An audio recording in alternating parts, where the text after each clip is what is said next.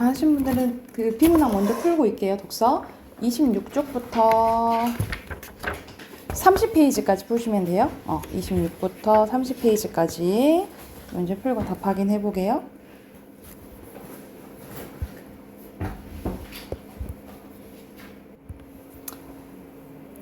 하나는 다 한 것 같으니까 같이 한번 봐볼까요?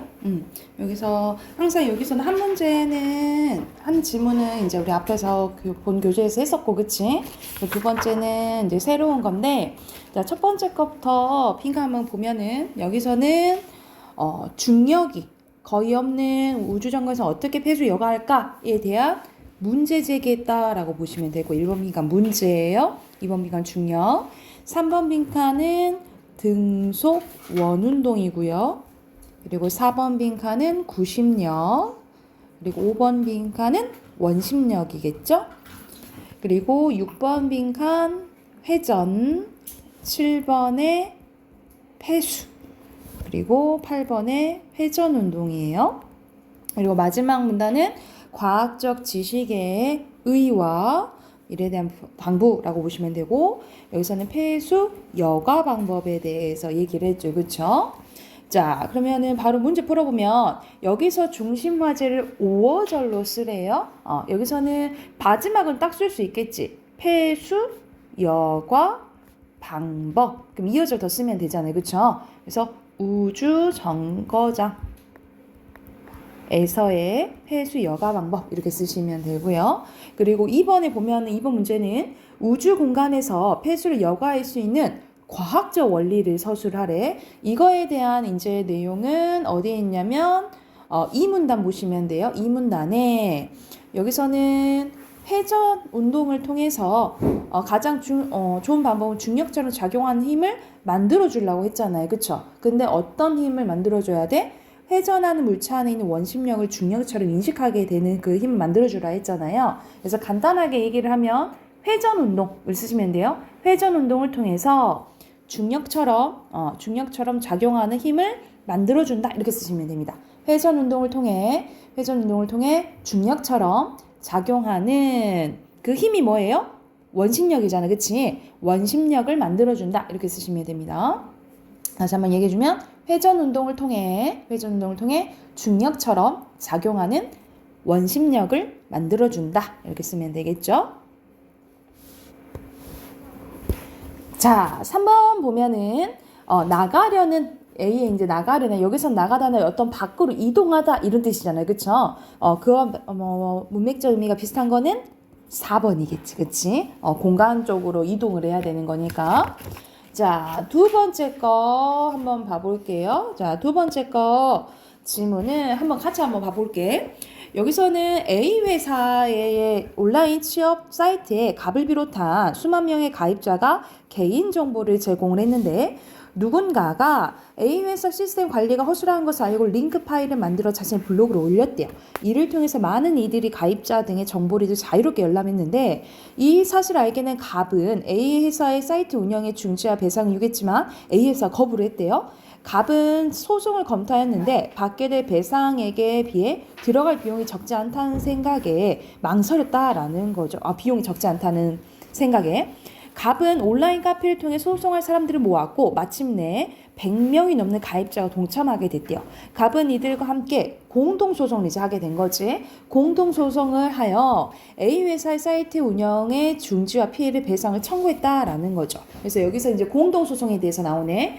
공동소송은 소송 당사자의 수가 여럿이 되는 소송을 말하는데 이는 저마다 개별적으로 수행할 수 있는 소송들을 하나의 절차에서 한꺼번에 심리하고 진행할 수 있도록 배려하는 것으로서 경제적이고 효율적으로 일괄 구제할 수 있다라는 장점이 있대요. 그래서 여기서는 장점 나오지. 하지만 당사자의 수가 지나치게 많으면 한꺼번에 소송을 진행하기 번거롭다는 거죠. 그래서 실제로는 되게 공동으로 변호사를 선임해서 그가 소송을 수행하도록 하는데 그러니까 변호사가 이제 대신해서 다 하는 거지, 그렇지?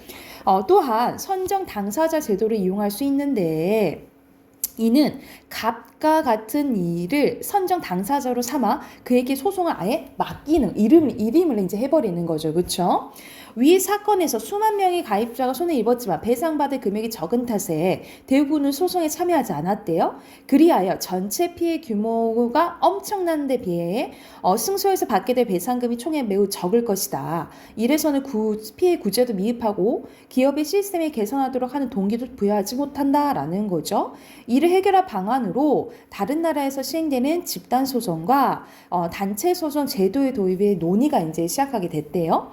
집단 소송은 이 피해자들의 일부가 전체 피해자들의 이익을 대변하는 대표 당사자가 되어서 기업을 상대로 손해배상 청구 등의 소를 제기할 수 있는 방식인데, 만일 하면서 예시 나오네요. 갑을 비롯한 피해자들이 공동소송하여 승소한다면 이들만 배상을 받게 된다는 거야. 한 사람만 배상을 받는다 이 말이죠. 반면에 집단소송에서 대표 당사자가 수행하여 이루어진 판결은 원칙적으로 소송에 참가하지 않는 사람들에게도 그 효력이 미친다. 그러나 대표 당사자는 초기에 고액의 소송 비용을 내야 하는 등의 부담이 있어서 소송의 개시가 쉽지만은 또 않다라는 거죠. 그래서 단체 소송은 법률이 정한 전문성과 경험을 갖춘 단체가 기업을 상대로 침해 행위의 중지를 청구하는 소를 제기할 수 있도록 하는 제도인데, 위의 사례에서도 IT 관련 협회 관련 같은 전문 이제 단체가 소송을 한다면 더 효과적일 수 있겠죠. 하지만 단체 소송은 공익적 이유에서 인정되는 거여서 이를 통해 개인 피해자들의 손해배상 청구를 하지 못한다는 이제 내용이 나오죠. 그렇죠? 그래서 최근에 우리나라에서도 집단 소송과 단체 소송에 대한 제한적인 것을 이제 도입을 했대. 먼저 외국에서 얘기하고 이제 우리나라에서 도입을 했는데, 먼저 증권 관련 집단 소송법이 개정되어서 기업이 회계 내용의 허위로 공시하거나 조작하는 등의 사유로 주식 투자에서 피해를 입은 사람들이 집단 소송을 할 수 있게 되었대요. 이후에 단체 소송도 도입됐는데, 소비자 분쟁과 개인정보 피해를 한해서 소비자 기본법과 개인정보보호법을 규정됐다라는 이제 내용이 나오네. 그래서 이게 정리된 게 옆에 표죠. 이 표 보고 이제 문제 이제 봐볼게요. 여기서는 빈칸 1번 빈칸 공동소송이에요. 공동소송의 사례고, 2번 빈칸 단점은 당사자의 수가 너무 지나치게 많으면 하기 힘들다 그랬죠. 그쵸? 그리고 3번 빈칸은 배상금 총액이고요. 그리고 4번에 집단, 5번에 비용이고요. 6번에 단체, 7번에 침해 행위, 그리고 8번에는 공익적이죠. 공익적 쓰면 되고, 그리고 우리나라에서 이제 제한적으로 도입하겠다 했죠. 그래서 9번에 제한적, 그리고 10번에는 소비자 기본법입니다. 그래서 여기서는 소송제도에 대한 내용이 나왔고, 주제는 다수의 피해자들을 위한 소송제도와 그 특징, 그리고 제한적으로 도입된 법에 대해서 얘기를 했다라고 생각을 하시면 돼요. 그러면 4번의 문제는 전개 방식이네요. 여기서는 첫 번째 보면 1문단 보면은 A 회사의 사례가 나오죠. 그렇죠? 그래서 사례 얘기하고 그거에 대해서 이제 얘기했다라고 보면 1번이 답이다라고 보시면 되고요. 5번에는 내용 일치 문제네. 그치? 자, 알맞지 않은 것은 여기서는 자, 2번인데, 여기서는 공동소송은 다수의 피해자를 대신해서 대표 당사 소송을 수행한다. 점에서 공익적 성격을 지녀요?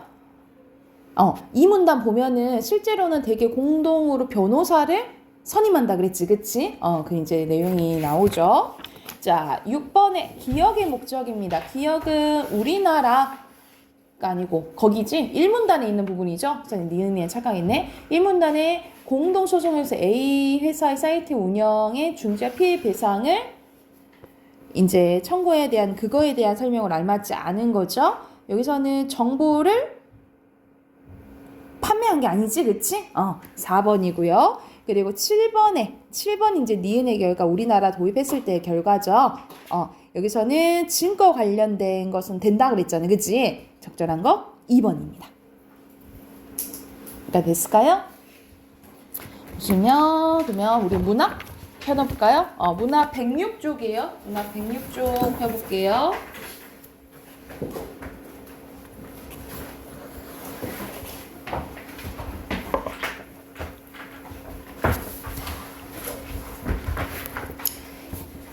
여기서 이제 항상 소설은 배경이 중요하잖아요. 그 시대적인 게 이제 중요한데 많이 나오는 게 우리가 일제강점기 때랑 6.25 전쟁 이렇게 많이 나오죠. 또는 산업화 1970년대 이제 80년대가 나오는데 자, 여기서는 이제 전쟁 때문에 전쟁으로 인해서 인간이 어떻게 변해가는지 어떻게 참담해지는지 그거에 대해서 나온 소설이라고 보시면 돼요. 그래서 제목이 비 오는 날입니다. 우리가 비 오는 날은 말 그대로 밝은 이미지가 아니잖아, 그치? 이런 이제 날씨도 이 주제를 나타내는데 영향을 끼친다라고 보시면 돼요. 그럼 내용 한번 봐보면 이렇게 비 내리는 날이면 하고 이제 배경이 나오잖아요. 이런 식으로 비라는 내용은 분위기를 전체적으로 좋게는 안 만드는 거지, 그치? 그래서 비 내리는 날은 뭘 의미하냐면 시대적 상황을 얘기를 하는데 시대적 상황이 그렇게 좋지 않다라는 걸 암시한다라고 보시면 돼요. 그래서 비극적인 상황을 암시한다라고 보시면 돼요. 자, 원구가 나오네요. 원구의 마음을 감당할 수 없도록 무거워지는 것이었다. 원구라고 했으니까 3인칭이죠. 그리고 심리가 나오네. 그치? 전지적 작가 시점인가 할 수 있겠죠? 그것은 동욱남매의 음산한 생활 풍경이 그의 뇌리에 영사막처럼 흘러갔기 때문인데 빗소리를 들을 때마다 원구에게는 의뢰 동욱과 그의 여동생 동옥이 생각이 난대요. 그들의 어두운 방과 쓰러져가는 목조 건물이 비의 장막 저편에 우울하게 떠오르는 것이다. 비록 맑은 날일지라도 동욱언니의 생활을 생각하면 원구에게는 빗소리가 설레고 그 마음 구석에는 빗물이 스며드는 것 같았다. 원구의 머릿속에 떠오르는 동욱과 동욱은 그 모양으로 언제나 비에 젖어있는 인생들이었대. 그러니까는 비 오는 날이면 동욱 남매가 이제 떠오르는데 얘네들 이 남매가 하도 비참하게 사니까 이제 원고는 생각난다라고 얘기를 하는 거예요. 자, 동욱의 것처럼 왕방하기 전에 원구는 어느 날 거리에서 동욱을 만나 저녁한 일이 있었다라는 거지. 동욱은 밥보다 먼저 술을 먹고 싶어 했다. 술을 마시는 동욱의 태도는 제법 애주가였는데 잔을 넘어 흘러내린 한 방울도 아까워서 동욱의 혀끝으로 잔굽을 핥았다. 기독교 가정에서 성장했을 뿐만 아니라 몇몇 교회에서 다녀간 찬양대의 지도를 해온 동욱의 과거를 원구는 생각하며 요즘 교회는 안 나가냐니 물어본 거예요. 동욱은 멋쩍게 웃고 나서 이따금 한 번씩 나간다라고 하고 그럴 때는 견딜 수 없는 절망감에 숨이 막힐 것 같은 날이라는 것이었다라는 거죠. 그래서 여기서는 동욱은 여기서 한번 착각해볼게. 동욱은 소매와 깃을 너슬너슬한 양복 저고리에 교회에서 구제품이라고 탄 것이라는 바둑판처럼 사방으로 검은 줄이 축축한 회색 지붕을 입고 있었는데 무엇보다도 그의 구두가 아주 명물이었대요. 개미허리처럼 중간에 잘록한 데다가 코숭이만 주먹만큼 뭉툭 솟아오른 검정 다운화를 신고 있었는데 그건 곧 채플린이나 신음직한 괴이한 구두였기 때문에 잔을 주고받으면서도 원구는 몇 번이나 신기하게 이렇게 쳐다봤다라는 거죠. 여기서는 동욱의 겉모습, 외양 묘사를 한 거잖아. 그치? 이런 식으로 그렇게 좋지는 않은 거지요. 그쵸? 그래서 여기서는 뭐 차림새 또는 외양 묘사 이렇게 보셔도 되고 아니면은 옷차림새를 묘사를 했는데 이걸 통해서 이제 동욱의 비참한 삶을 더욱 강조하는 효과가 있다라고 보시면 돼요. 이 부분이. 그동안 무얼 하며 지내느냐고 원구의 물음에 동욱은 끼고 온 보자기를 끄르고 스크랩북을 펴보았는데 몇 장 벌컥벌컥 보여 뒤는데 보니 서양 여자랑 아이들의 초상화 드문드문 붙어 있었다. 그 견본을 가지고 미군 부대를 찾아다니며 초상화의 주문을 받는다는 것이다. 그래서 이제 그림을 이제 그리는 거죠. 자, 이어서 보면 대학에서 영문학을 전공하시 아주 헛일은 아니었다고 동욱은 닝글닝글 웃었대요. 동욱의 그 닝글닝글한 웃음에 원고는 이전부터 몫을 꺼렸는데 상대방을 약간 조롱하는 것 같은 그러면서도 자조적이고 우리가 자조적인 건 스스로 약간 비웃는 그런 느낌이잖아요. 그리고 친애감조차 느껴지는 그 닝글닝글한 웃음은 약간 친애감을 든다라는 건 약간 동병상련 같은 게 느껴진다라고 보시면 되겠죠. 원구에게 어떤 운명적인 중압을 암시하여 감당할 수 없이 마음이 무거워졌다라는 거죠. 그러니까는 이 얘네들만 이제 만나면 마음이 좀 안 좋은 거야. 어찌 이렇게 살까라는 것 때문에. 자, 중약 부분 줄걸 보면 장맛비가 한창이던 어느 날 원구는 동욱의 집을 방문하고 소아마비로 다리장애를 안고 있는 동욱을 만나게 됩니다. 그러니까 이 여자아이도 비참한 게 장애를 갖고 있는 거지, 그치? 동욱은 원구를 만나고는 처음엔 무뚝뚝하며 냉소적인 태도를 보였지만 만남이 잦아질수록 조금씩 원구에 대한 경계심을 풀게 됩니다. 동욱은 세상 사람들이 모두 자신을 조소하고 멸시한다고 생각하여 맑은 날에도 일체 바깥 출입하지 않지만 원구만은 자기를 업신여기지 않고 자연스럽게 대해준다고 하며 그가 오기를 바라기도 합니다. 동욱은 원구에게 동욱과의 결혼을 권유하기도 하는데 그러다가 원구는 주인 노파에서 빌려준 돈을 떼어 지금 살고 있는 집까지 내어줘야 하는 동욱의 처지를 알고 안쓰럽게 여깁니다. 하지만 원고도 한 달 가까이 장마로 놀다 보니 생활이 어려워 도와줄 수가 없었다. 얼마 후 원고는 동욱의 일이 우울하게 느껴진 나머지 동욱을 집에 찾아가는데 여기서 이제 일이 생기게 돼요. 보면 낡은 목조 건물과 원물은 전과 같이 마찬가지로 쓰러질 듯 빗속에 서 있었는데 자, 유리 없는 창문에는 거적도 그대로 드리워 있었다. 그러나 동욱이 하고 원고가 불렀을 때 곰처럼 마루로 기어나오는 사나이는 동욱이 아니었다. 이 집에 살던 젊은 남녀 어디 갔냐 원고의 물음에 우락부락하게 하게는 생겼을 때 맺힌 데가 없이 어딘가 허술해 보이는 40전의 그 사나이는 아하 당신이 정 뭐라고 하는 사람이냐고 대답 대신에 혼자 머리를 끄덕이는 것이었다라는 거죠. 원구가 재차 묻는 말에 사나이는 자기가 이 집 주인이라고 하고 나서 동욱은 외출한 채 소식이 없이 돌아오지 않게 되었고 그 뒤에 동욱 역시 어디로 가버렸는지 모르겠다라고 얘기를 했다라는 거지. 그러니까 한순간에 이 남매가 사라지게 된 거예요. 동욱이가 안 들어온 지 열흘이 되었고 동욱은 바로 2, 3일 전에 나갔다라는 거야. 원구는 더 무슨 말이 없이 서 있었다. 한 손에 부작이 꾸러미를 들고 한 손에 우산을 받고 선 채 이때도 이제 비 오는 날이었다는 거지, 그치? 원구는 사나이의 얼굴을 멍하니 바라보는 것이었다. 원구는 그대로 발길을 돌려 몇 걸음 걸어 나가되 되돌아 보자기에 싼 물건을 끌러 사나이에게 주었대. 이거 원 하면서 주인 사나이의 대뜸 입이 해버려졌는데 그러고는 자기 여편네와 아이들이 장사나기 때문에 점심 한 그릇 대접할 수는 없으나 좀 올라와 담배라도 피우고 가라고 권했다라는 거죠. 그러니까 뭘 주니까 이제와 이제 들어오라고 막 이렇게 한 거야.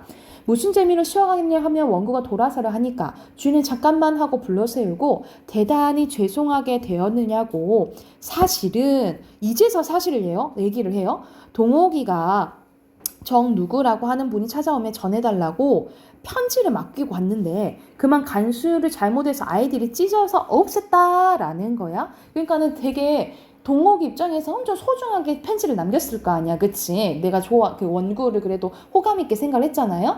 그런데 이 주인은 그걸 함부로 대한 거지, 그치? 그래서 여기서는 뭘 알 수 있냐면 되게 남일이 아닌 타인의 고통에는 무감각한 이제 주인의 모습을 알 수가 있겠죠. 자, 그리고 아무 말 않고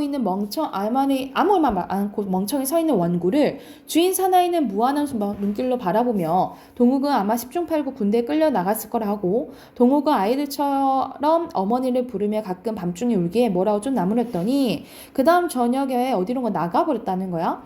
죽진 않았을까? 자살하든 굶어 죽든 하고 혼잣말처럼 중얼거리며 돌아서는 원구의 등에 대고 중요한 옷가지랑은 꾸려나가고 가지고 간 모양이네. 자살한 의사는 분명히 없었고 한편 병신이긴 하지만 얼굴이 고만큼 뱀뱀하고서 어디가 몸을 판든 죽기 하겠냐라고 얘기를 했다라는 거야. 그러니까는 남의 일이라고 이렇게 함부로 얘기를 하는 거잖아, 그치? 그래서 이 말에 원구는 정신이 번쩍 들어서 이놈이 네가 동욱을 팔아먹었구나 하고 대들듯한 격분의 마음을 한 구석에 의식하면서도 천근의 무게를 내리누르는 듯한 육체의 중량을 감당할 수 없어서 말없이 발길을 돌이켰다라는 거야. 그러니까는 봐봐, 속으로 한편으로 혹시 네가 팔아먹었냐? 라는 화는 나지만 그럴 만한 이제 힘이 있어 없어? 없다라는 거야. 그러니까 여기서도 이제 무기력한 이제 인간의 모습을 보인다라고 보시면 되겠죠.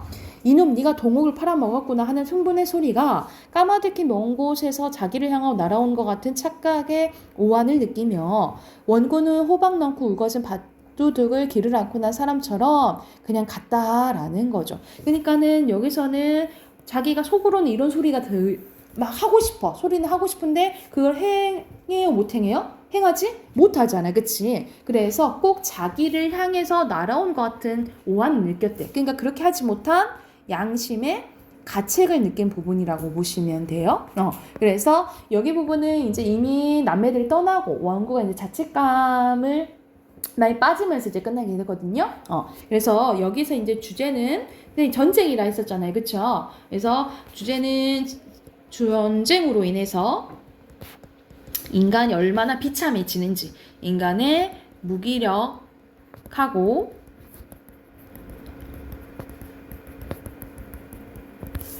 비참해지는지에 대해서 다룬 소설이라고 보시면 돼요. 그래서 여기서는 되게 전후 소설이거든요. 그래서 전쟁 후 이제 소설로 되게 인간이 어떻게 비인간적으로 되는지에 대해서 사실적으로 보여주는 소설이라고 생각하시면 됩니다. 그러면 해당하는 문제 옆에 세 문제 있잖아요. 바로 문제 풀어보고 답 확인해 볼게요.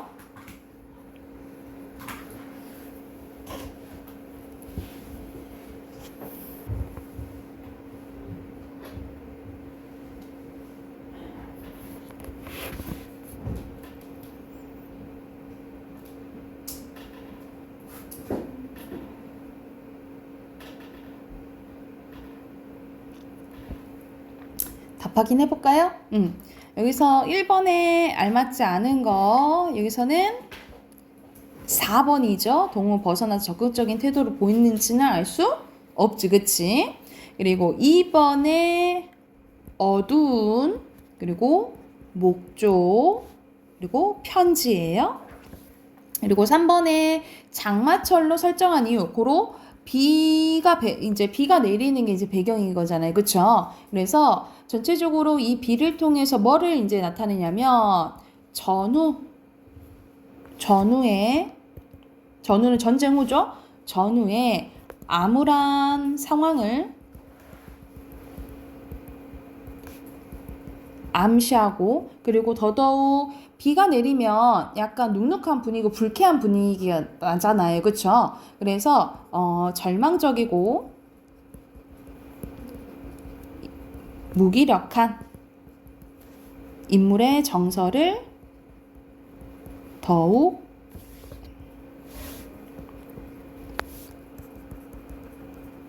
선명하게 드러내기 위해서 비라는, 또 장마철이라는 배경을 설정했다라고 보시면 되겠죠. 그러니까는 다 이제 침체되고 안 좋은 분위기잖아요. 그쵸? 그걸 통해서, 비를 통해서 드러냈다라고 보면 돼요. 자, 넘기면 좀 분위기가 달라집니다. 김유정의 봄봄이라는 이제 작품이에요. 여기서는 5번에 보기 같은 거 나오잖아. 그래서 항상 이런 거 보고 이제 소설을 보시라고요. 여기서는 봄봄은 시공간의 이동을 통해서 사건들이 전개가 되는데, 소설 속 사건이 일어나는 배경은 단순히 물리적 시공간을 제시하는 데 그치는 것이 아니다라는 거죠. 인물을 둘러싼 구체적인 환경은 인물의 성격을 드러내거나 태도 변화를 줄 뿐만 아니라 사건의 분위기도 만들어준대요. 그리고 인물이 처한 사회적 환경을 환기는 불러일으키는 걸 얘기해. 환기하기도 하고, 또는 인물의 심리 상태에 영향을 미친다라는 거죠. 그래서 이 소설의 저 작은작은 공간이 어떤 영향을 끼치는지에 대해서 중점적으로 보면 되겠지, 그치? 자, 여기서는 1930년대인데 여기서는 그때 대리사회자가 있었단 말이죠. 그때는 시대적으로 대리사회. 그래서 가서 노동력을 제공하고 이제 결혼을 하는 이제 제도가 있었는데, 그래서 여기서 이제 주인공인 내가 결혼을 하기 위해서 미리 이제 결혼할 여자의 집에 가서 일을 해주는 상황이라 생각하시면 되겠죠. 거기에 이제 장인이 될 사람이랑 갈등을 일으키는 부분이라고 보시면 돼요. 그러니까는 장인 입장에서는 계속 일을 시켜 먹어야 되는 거야. 그래서 결혼을 자꾸 미루는 거야. 근데 나는 자꾸 결혼을 시켜달라라는 한 부분이라고 생각하시면 돼요. 자, 여기서는 이제 다 볼 필요는 없고, 여기 보면은, 그래서 우리 장인님은 이렇게 나오잖아요. 그래서 1인칭 주인공 시점이에요.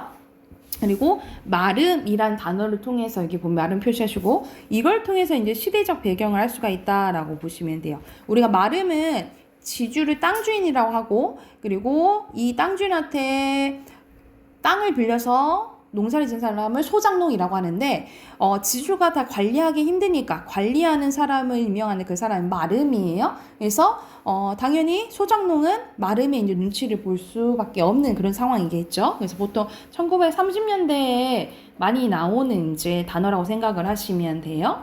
그래서 여기서는 어디부터 보면 여기서부터 한번 볼게. 그러나 내게 장인님은 감히 큰 소리를 할 계제가 못 되는데 뒷생각은 못하고 뺨한대를 딱 때려놓고 장인님이 무색하게 덤덤히 쓴침만 삼킨다. 난 그 속을 퍽 잘 아는데 조금 있으면 갈도 꺾어야 되고 모도내야 하고 한창 바쁠 때인데 나 일 안 하고 우리 주로 그냥 가면 고만이니까 작년 이맘때도 트집을 좀 하니까 늦잠 잔다고 돌멩이를 집어던져서 자는 놈의 발목을 삐게 해놨대요. 사나이치기나 끈까 알았더니 종당에는 거상 울상이 되지 않은가 하면서 얘 그만 일어나 일 좀 해라. 그래야 올가을에 벼 잘 돼야지. 너 장가 되지 않겠니? 이렇게 얘기를 하는 거야. 그래 귀가 번쩍 띄고 그날로 일어나서 남이 이틀 품을 논을 혼자 삶아 놓으니까 장인님도 눈깔이 커다랗게 놀랐대요. 그럼 정말로 가을에 와 선의를 시켜줘야 원 경우가 옳지 않겠나. 벼쌈을 척척 들여 쌓아도 다른 소리도 없고 물동이 이고 들어오는 점순이, 이 점순이가 이제 결혼할 대상이요. 담배통을 가리키며 이 자식아 미적 커야지 족을 데리고 어디 손이를 한다고 하면서 낯짝만 붉게 해주면 고만이었다라는 거죠. 그러니까는 점순이가 그 핑계를 점순이 키를 이제 핑계로 대요. 야 저렇게 쪼매는데 어떻게 결혼하냐? 근데 사실 그 점순이 엄마도 키가 엄청 작아. 그래서 얘는 생각해 어리숙하게 아니 엄마도 저렇게 작은데 다 큰 것 같은데 이런 식으로 생각하는데 자꾸 속는 거지. 자 이어서 보면 자 그 전날 왜 내가 쇠고기에 맞은 봉우리 화전밭을 혼자 갈고 있지 않았느냐. 밭 가생이로 돌적마다 야릇한 꽃내가 물컹물컹 봄을 코를 찌르고 머리 위에는 벌들이 가끔 붕붕 소리를 친다. 그러니까 배경이 이제 봄인 걸 알 수 있겠죠. 그렇죠? 바위 틈에서 샘물 소리밖에 안 들리는 산골짜기니까 맑은 하늘의 봄볕은 여기 나오네. 이불 속까지 따스하고 꿈을 꾸는 것 같아. 나는 몸이 나른하고 몸살이 나려고 하는지 가슴 물렁거리고 이랬다라는 거죠.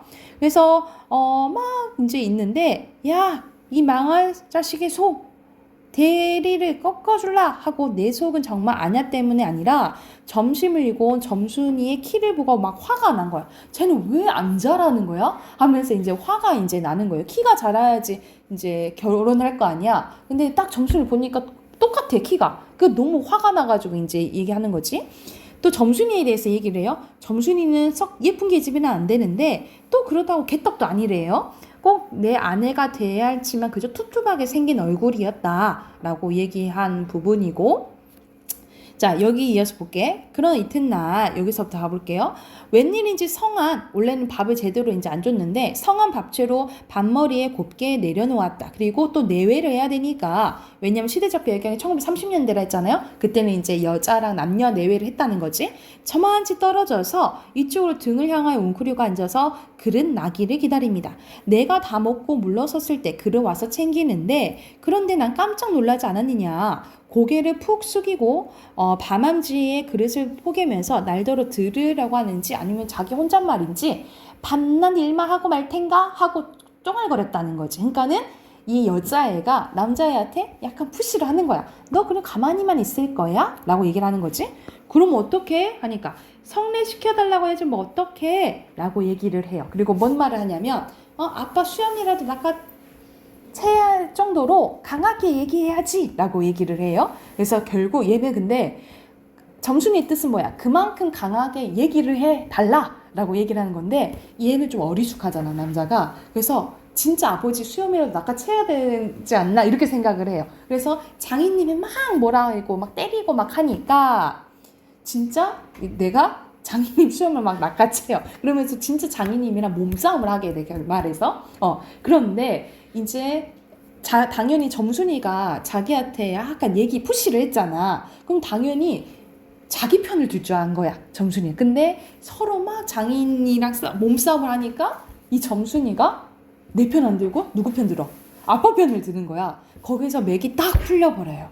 그러면서 이제 장인한테 또 두드려 맞는 거지. 그래서 그 다음날 또 장인은 일 시킬 사람이 없잖아. 걔한테 막 사과를 하면서 야 좀만 더 참아. 그러면 참으면 성례 꼭 시켜줄게. 알았어요. 감사합니다, 장인님. 하면서 그대로 또 일을 하러 가면서 끝나게 돼요. 그래서 여기서는 좀 어리숙한 시대적 배경을 알 수 있고 어리숙한 이제의 그 나를 다룬 이야기라고 생각을 하시면 돼요. 그래서 여기 주제 써놓고 해당하는 문제 이제 풀어볼게. 주제는 결혼으로 인한 사이와 장인 간의 갈등, 특히 해학적 웃음 유발하는 거죠. 해학적 갈등에 대해서 얘기 나눈 소설이라고 보시면 돼요. 여기 바로 두 문제 있네요. 두 문제 바로 풀어봅시다.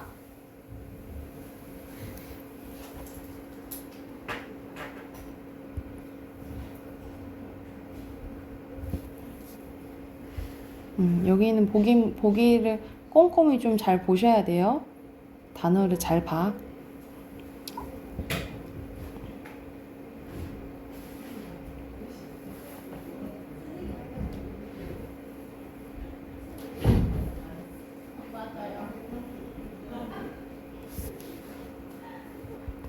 확인해 볼까요? 자, 4번에 여기서는 적절한 것은 여러분 현학적인 거는 뭐 생각하면 되냐면 약간 아는 거 지식적인 거를 자랑하는 거 있죠. 이런 자랑하는 게 나오면 현학적이에요. 그러면 이런 전혀 아니죠.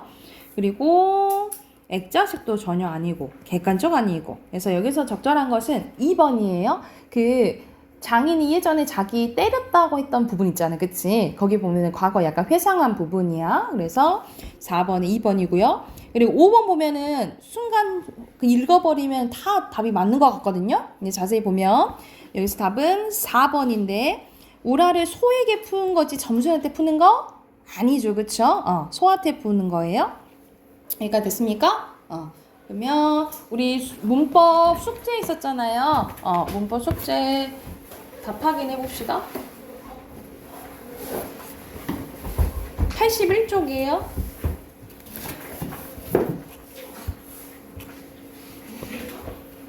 81쪽부터 답 확인하는 거 맞죠? 81쪽부터 바로 답 확인해 볼게요. 여기서 이제 부속 성분에 대한 내용이 있는데 이렇게 표시하시면 되겠죠?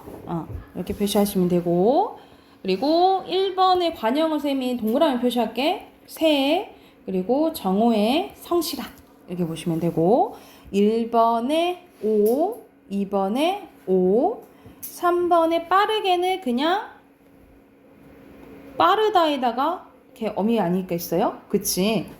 여기서는 그냥 만약 품사로 보면 그냥 형용사죠. 빠르다니까 X예요. 그리고 독립어 맞죠? X. 그다음에 O 그리고 X. 이노만 보면은 안 되죠. 이노 야까지가 독립어지. 그치? 자, 옆에 기출 해결 이제 보면은 기억에서 생략할 수 없는 것은 바로 다 그냥 문장성문 쓰면 되겠죠. 주성문. 서윤이가 색종이를 잘랐다. 이 부분 쓰시면 돼요. 그리고 생략할 수 있는 부분은 꼼꼼한 가위로 이렇게 쓰면 되겠지. 그리고 니은 문장 주성분 경민이는 효빈이를 동생으로 삼았다 까지 쓰시면 되고 생략할 수 없는 부분은 옆집의 이것만 쓰시면 돼요. 그래서 생략할 수 없는 부분 주어 다 쓰면 소윤이가 경민이는 서술어 잘랐다 삼았다 목적어 색종이를 효빈이죠. 효빈이를 그리고 필수적 부사어 동생으로 해요. 그리고 관형어는 꼼꼼한 옆집의 부사어는 가위로 그리고 독립어는 없죠? 여기서는 이제 위에 있는 문장, 기억, 니은 문장 다 쓰는 거였어요. 주성분이랑 부속성분이랑. 밑에 빈칸 이제 확인해보면 1번에 문법, 2번에 주성분, 3번에 주체, 4번에 서술어, 5번에 목적어, 6번에 부속성분, 7번에 체험, 8번에 용언, 9번에 필수적, 그리고 10번에 독립어예요.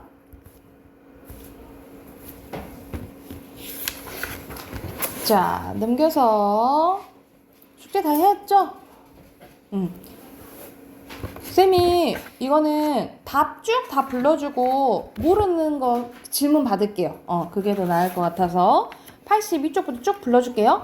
1번에 2번, 2번에 4번, 3번에 5번, 4번에 3번, 5번에 2번, 6번에 2번, 7번에 2번, 그리고 밑에 빈칸 채울게요. 문장 성분, 그리고 보충, 그리고 서술어. 그리고 8번에 1번, 또 밑에 빈칸 문형 정보, 그 다음에 생략, 그리고 생략.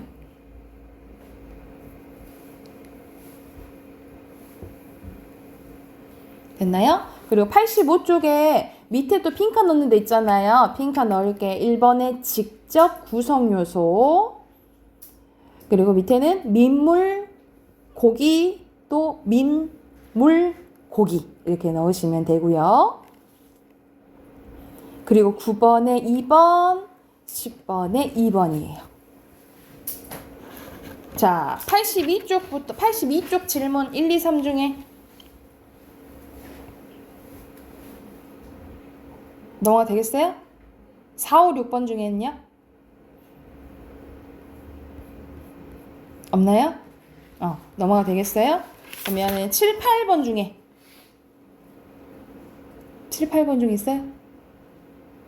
없어요? 있어요? 없어요? 8번? 8번 한번 봐볼까요? 자, 여기서는 서술어의 문형 정보에다 바르게 축출한 것은 여기서는 바로 보면은 뭐를 이제 필요로 하는지를 이제 봐야겠죠? 문형 정보. 그러니까는 되어 있다, 뭐뭐로 이게 필요로 하냐 이 말이야. 여기서는 1번 봐볼까요? 1번에는 되어잖아요.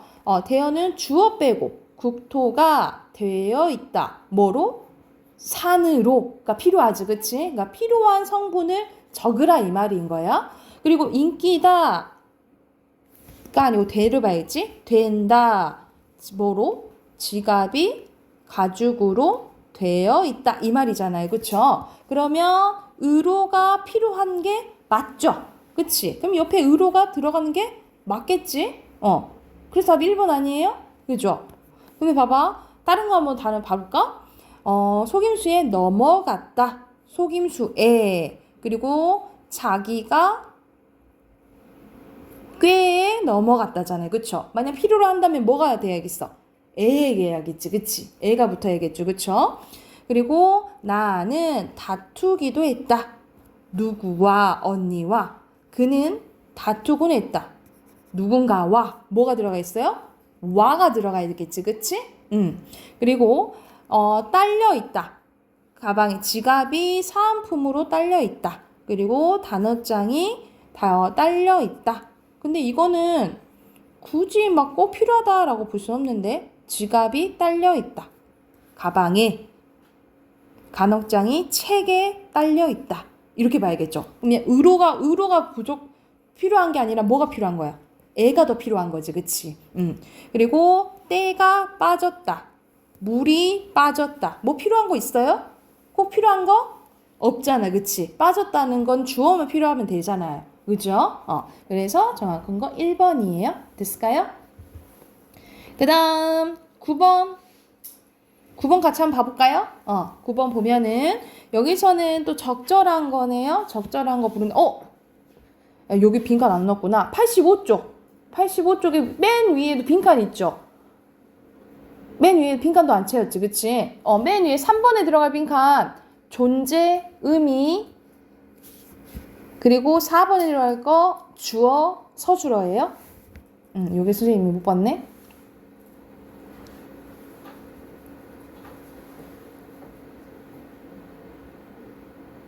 자, 여기서 적절한 거는 잘 구성하는데 잘 나눠야겠죠. 나들이옷, 눈웃음, 드높이다, 집집이, 놀이터 이렇게 나눌 줄 직접 구성 요소를 나눌 줄 알아야 된다는 거죠. 그래서 결과적으로 이제 봤을 때 눈웃음은 눈 플러스 웃음이잖아요. 그치? 눈 봐봐. 예를 들어서 나들이 뭐 이건 합성어겠죠? 근데 나들다 이가 붙으니까 합성어는 합성어가 아니라 먼저 파생어가 되고 합성어가 돼야겠죠. 그쵸? 그리고 눈 플러스 웃음은 눈 플러스 웃음이가 결과적으로 합성어는 맞죠. 근데 웃음 봐봐. 웃음은 웃다를 웃음 명사를 만들어줬죠. 그치? 그러니까는 파생어가 있고 파생어 플러스 어근해가지고 합성어가 된 거죠. 그러면 맞다라고 보시면 되겠지. 그리고 드높다. 근데 이다 라고 했을 때 드높이다. 여기서 높이 하나의 어근이고 다 접사예요. 그러니까 합성어 아니죠. 합성어 아니겠지. 그치? 그리고 D는 집집이. 집 플러스 집이야. 이건 합성어겠죠. 그쵸? 마지막 이가 접사니까 합성어 플러스 파생어예요. 그리고 마지막에 놀이터는 놀이 플러스 터잖아요. 합성어예요. 결과적으로 합성어고 터가 그냥 어근이니까. 근데 이 놀이는 놀 플러스 이 해서 이가 파생어니까 이게 합성어가 되는 거예요. 그러니까 이거 두 개 바뀌었지. 두 개 바뀌었어요. 그래서 적절한 것은 2번이라 보면 되겠죠. 그리고 10번은 어디가 틀렸어? 2번이 틀렸다 했잖아. 그치? 소포가 도착했다고 들었다라고 했는데 니은은 어떻게 분석이 되겠어요? 소포가 도착했다고 끊고 들었다 이렇게 나뉘어야겠지. 그치? 인용되어야 되는 거니까 인용절이잖아요. 그죠? 그래 잘못된 거 2번이에요. 이게 됐을까요? 자, 넘기면 우리가 계속 했던 문장의 구조 짜임이 나오는데 선생님 간단하게 홍문장이랑 견문장 설명만 해주고 설명은 선생님 내일 더 자세히 할게요. 우리가 앞에서 문장 성분 총 몇 개라고 문장 성분이 7개잖아요. 그죠? 7성분이라 했어. 이제 그것에 이제 더 커진 이제 문장에 대해서 나오는데 문장은 크게 혼문장, 견문장으로 나뉘어진다 했잖아요. 나누는 기준은 주어와 서술어의 개수죠. 그치? 그래서 주어 서술어의 관계가 한 번만 나타나면 혼문장, 2번 이상 나타나면 견문장이라고 했어요. 그런데 이 결합 방식에 따라서 또 어떻게 나뉘어져? 결합 방식에 따라서 이어진 문장과 아는 문장 나뉘어진다 했지. 그치? 그래서 말 그대로 주어 서술어 나오면 이어진 문장, 주어 서술어가 떨어져 있고 또 다른 주어 서술어가 하나의 문장 성분 역할을 하면 아는 문장이라 했어요. 그치? 그래서 관련된 문장, 간단하게 여기 이어진 문장까지만 할게. 자, 이어진 문장은 선생님 말 그대로 주어 서술어 연달아 온다 했잖아요. 그치? 근데 두 문장의 관계에 따라 또 대등과 종속으로 나뉘어져요. 자, 대등은 앞뒤 문장 바꿨을 때 의미 변화가 있어 없어? 의미 변화가 없는 거야. 그래서 의미 관계가 3가지. 나열, 대조, 선택이 있어요. 그래서 연결어미 고며, 지만, 은하, 든지, 거나가 나오면 대등이구나 하고 힌트를 얻으면 되겠죠. 그치? 그리고 종속은 앞뒤 문장 바꿨을 때 의미 변화가 없고 하나의 문장이 뒷 문장을 약간 꾸며주는 구조라고 생각을 하시면 돼요. 그래서 여기서는 원인에는 뭐뭐 하니까, 뭐뭐 해서, 뭐뭐 하니 라는 연결어미, 조건은 뭐뭐 하거든, 뭐뭐 하면, 의도는 뭐뭐 하려고, 뭐뭐 하도록, 양보는 뭐뭐 하더라도, 뭐뭐 할지라도 이런 게 들어가거나 배경은 뭐뭐 하는데 내가 학교를 가는데 이런 식으로 는데가 들어가거나 어도, 려고, 거든, 어서, 니까가 들어가면 뭐라 생각하시면 돼요? 종속이라고 생각하시면 돼요. 그러니까 연결 어미를 외워두면 좋은데 만약 외우기 어렵다 하면은 앞뒤 문장 바꿨을 때 변화가 있는지 없는지로 구별하시면 돼요. 여기까지 됐을까요? 그러면 87쪽만 숙제를 해오자. 87쪽 숙제를 해오시고 우리 단어 틀린 거 있죠? 단어 틀린 사람들 3번씩 내가 있어 오게요. 여기까지 합시다.